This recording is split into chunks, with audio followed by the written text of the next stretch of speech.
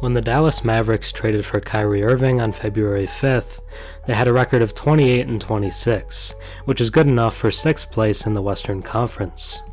They were just above the play-in tournament and made the deal with hopes of elevating themselves to real contenders. They were adding one of the best point guards in the league, and a player who's one of the NBA's most gifted offensive talents of all time. However, they've gone just 9-15 since making the deal and have lost 6 of their last 7, sliding all the way to the West number 11 seed. It seems likely they'll miss the play-in tournament altogether. They have the 8th highest offensive rating since agreeing to the trade. That hasn't been the problem. They have the 24th ranked defensive rating over that span and just can't seem to stop anybody. That was made even more abundantly clear last night, where they let the Bam Adebayo-less Heat put up 76 first-half points. They also let Cody Zeller drop 20 points, and the shell of Kevin Love drop 18. They can't defend anybody, and their big man situation is horrible. In a game where they shot 61% from the field and 41% from 3, they still found a way to lose, which is hard to even fathom. To confound all the team building and defensive issues, Coach Jason Kidd has some of the worst rotations I've ever seen, limiting the young studs Jaden Hardy and Josh Green, as well as playing guys like Dwight Powell and JaVale McGee over Christian Wood. 3 of the top 4 players from last year's conference finals run are gone, and the people running the organization just make wrong decision after wrong decision. The Dallas Mavericks have completely fallen apart.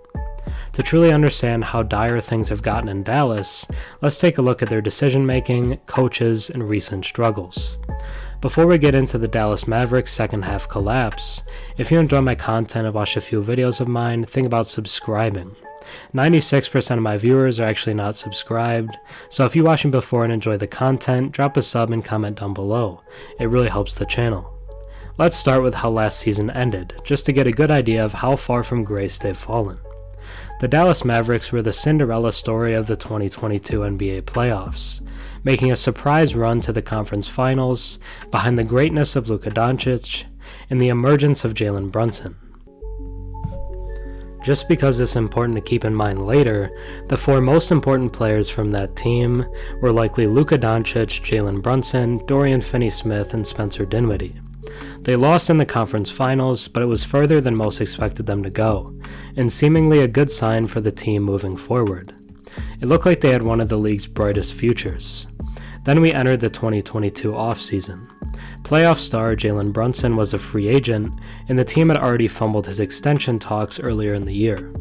They then weren't willing to pay him the money he wanted, and he left the team for the New York Knicks on a 4-year, $104 million contract.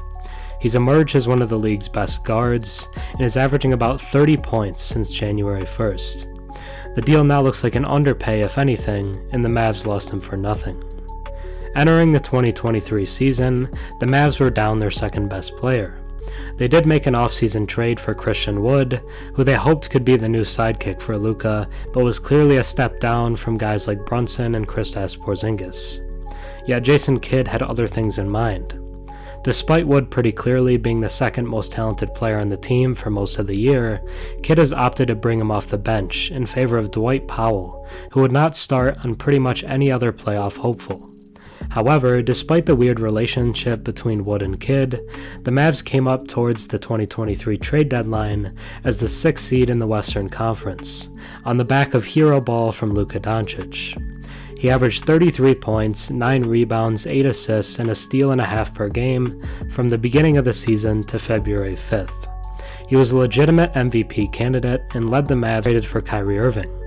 They acquired the all-star starter point guard from the Brooklyn Nets in exchange for Spencer Dinwiddie, Dorian Finney-Smith, and a draft pick. Just like that, 2 more of their top 4 from last season were gone. They also lost the anchor of their defense and their best individual defender in DFS. Yet despite some initial concern, most out there still believe that this could take the Mavs to the next level. To simply put it, that just hasn't happened. All the deal has done is magnify the problems that already existed.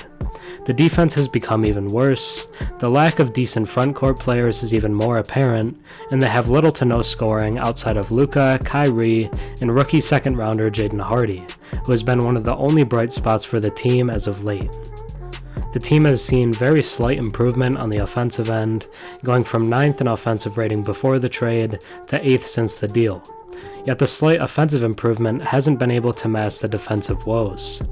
They've had the 24th ranked defensive rating since the deal.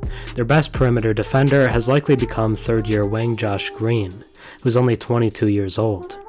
In terms of interior defenders or rim protectors, they have practically no one. Both Dwight Powell and JaVale McGee try hard on defense, you can't hold that against them, but they're still not good defenders at this point. Christian Wood doesn't even try or show effort on that end of the floor, which has been much of the issue that Coach Kidd seems to have with him. The lack of solid rebounders or interior defenders is what allows a player like Cody Zeller to drop 20 on their heads, who has averaged a measly 2.5 points per game in the Heat's last 10 before last night's outing. Outside of those defensive problems, the team has a clear lack of reliable scoring outside of their top two. Luka and Kyrie have averaged 32 and 26 respectively since the deal. Their scoring isn't the issue.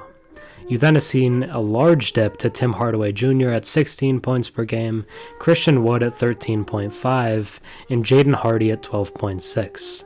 There just hasn't been enough help, point blank. The team has clear problems with its roster construction.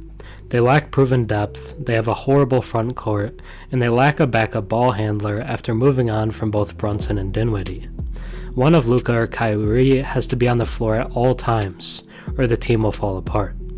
Outside of these uncontrollable factors for the team itself, they also have a ton of self-inflicted errors coming from the head coach Jason Kidd and the rotations that he employs.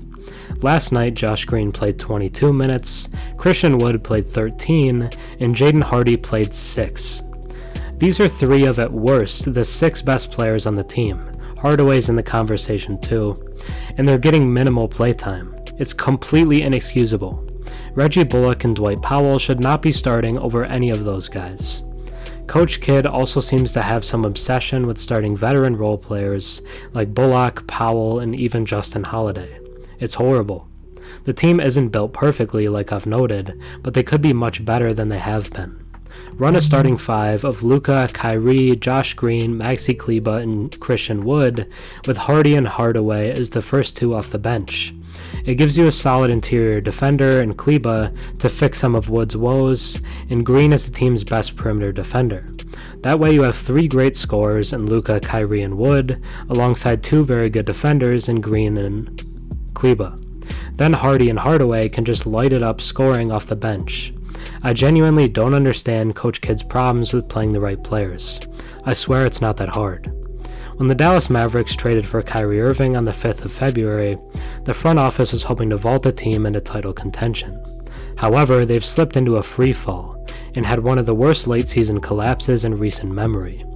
They've gone just 9-15 since making the deal and slipped all the way from 6th to 11th. They will likely miss the play-in game altogether despite having 2 All-NBA level talents. The trade was short-sighted and it's just magnified their problems. The team's defense looks worse without DFS, they have no size and just got bullied by Cody Zeller, and have very little reliable scoring outside of Luka and Kyrie. Coach Kidd is also dragging the team down with his minimal minutes given to Christian Wood, Josh Green, and Jaden Hardy, despite them being 3 of the team's 6 best players. Kidd has stopped starting them as of late. It has resulted in the team losing 6 of their last 7 games. To make things worse, Kyrie Irving is a free agent after the season and could leave, making the whole deal for nothing. The franchise has made mistake after mistake, and if I was Luka Doncic, I wouldn't exactly feel confident about wanting to stay with the team long term. The absolute worst case scenario has come to fruition for the Mavs, and they have completely fallen apart. Their season is over. Thanks for watching. I'm Herm. Have a good one.